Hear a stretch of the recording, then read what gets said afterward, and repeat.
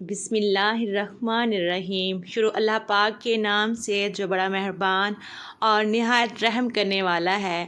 سلمہ رضی اللہ تعالی عنہ کہتی ہیں کہ جب ابو سلمہ رضی اللہ تعالی عنہ کی آنکھیں موت کے وقت پتھرا گئیں تو رسول اللہ صلی اللہ علیہ وآلہ وسلم تشریف لائے اور اپنے ہاتھوں سے ان کی آنکھیں بند کیں اور پھر فرمایا، جب روح قبض کی جاتی ہے تو اس کی بنائی بھی روح کے ساتھ چلی جاتی ہے۔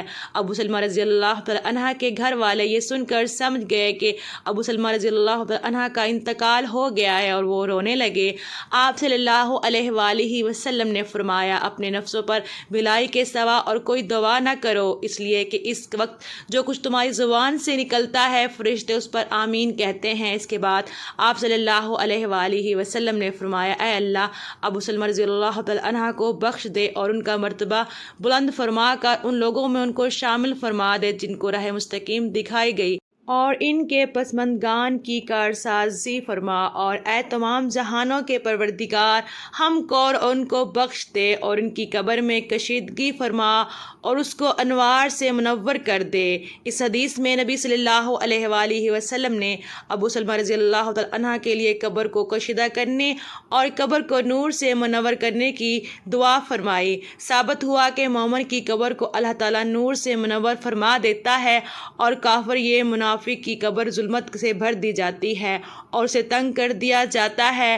مرنے کے بعد انسان کو سب سے پہلے قبر کے مراحل سے گزرنا پڑتا ہے، اس لیے نبی صلی اللہ علیہ وآلہ وسلم نے اس کے خوفناک، خطرناک اور سخت حالات سے امت کو آگاہ فرمایا ہے۔ اس لیے تو آپ صلی اللہ علیہ وآلہ وسلم نے فرمایا کہ اگر مجھے اس بات کا ڈر نہ ہوتا کہ تم مردے ہی دفن کرنا چھوڑ دو گے تو میں اللہ تعالیٰ سے دعا کرتا کہ وہ تمہیں بھی عذاب قبر سنا دے جس طرح کہ میں سنتا ہوں۔ صحابہ کرام رضی اللہ تعالی عنہ بھی قبر کے تصور سے لرزہ بردام رہتے تھے۔ بے شک رسول اللہ صلی اللہ علیہ وآلہ وسلم نے ارشاد فرمایا کہ قبر آخرت کی منزلوں میں سے پہلی منزل ہے، پس جس نے اس منزل سے نجات پائی اس کے بعد کی منزلیں آسان ہوں گی، اور جس نے اس منزل سے نجات حاصل نہ کی اس کی بعد کی منزلیں سخت اور دشوار ہوں گی۔ رسول اللہ صلی اللہ علیہ وآلہ وسلم نے ارشاد فرمایا کہ میں نے کبھی کوئی منظر قبر سے زیادہ سخت نہیں دیکھا۔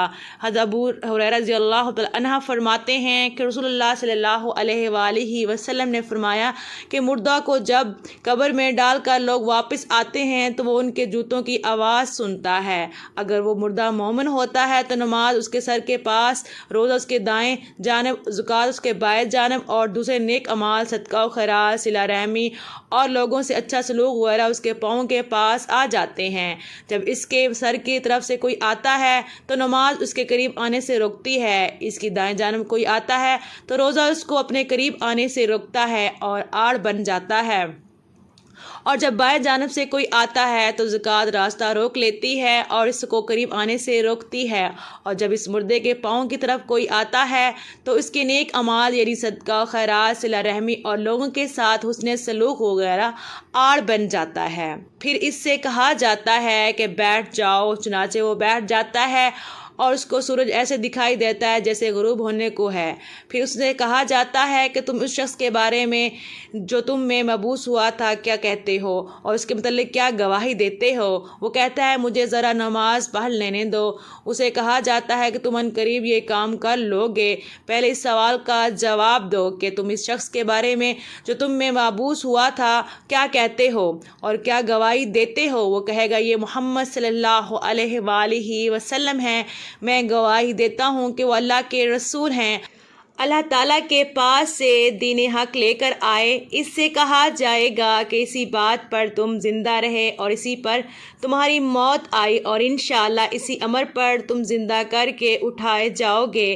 اس کے بعد اس کے لیے جنت کا دروازہ کھولا جاتا ہے جس کو دیکھ کر اس کی خوشی میں اضافہ ہو جائے گا، پھر اس کے سامنے دوزخ کا دروازہ کھولا جاتا ہے اور اس کو کہا جاتا ہے کہ اگر تو نافرمانی کرتا تو دوزخ میں تیرا یہ ٹھکانہ ٹھکانہ اللہ نے تیار کیا تھا۔ اس کو دیکھ کر اس کی خوشی اور اشک میں اضافہ ہو جاتا ہے اور اس کے لیے قبر 70 ہاتھ کشیدہ کر دی جاتی ہے اور منور کر دی جاتی ہے اور دوبارہ اس کا جسم پہلی حالت میں لوٹا دیا جاتا ہے اور اس کی روح کو عمدہ اور پاکیزہ خوشبو میں رکھ دیا جاتا ہے، یعنی ان پرندوں کے پیٹ میں جو جنت کے درختوں پر چرتے پھرتے ہیں۔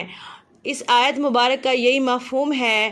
فرمایا کہ کافروں کا یہ حال ہوتا ہے کہ جب کوئی اس کے سر کی طرف سے آتا ہے تو وہاں کچھ بھی نہیں ہوتا، بائیں جانب سے آتا ہے تو اس طرف بھی کوئی چیز موجود نہیں ہوتی، اس کے پاؤں کی طرف سے آتا ہے تو اس جانب بھی کچھ نہیں ہوتا۔ اس کو کہا جاتا ہے کہ بیٹھ جاؤ، پس وہ خوف زدہ اور سہمے ہوئے بیٹھتا ہے۔ اس سے کہا جاتا ہے کہ یہ شخص کون ہے جو تم میں بھیجے گئے تھے؟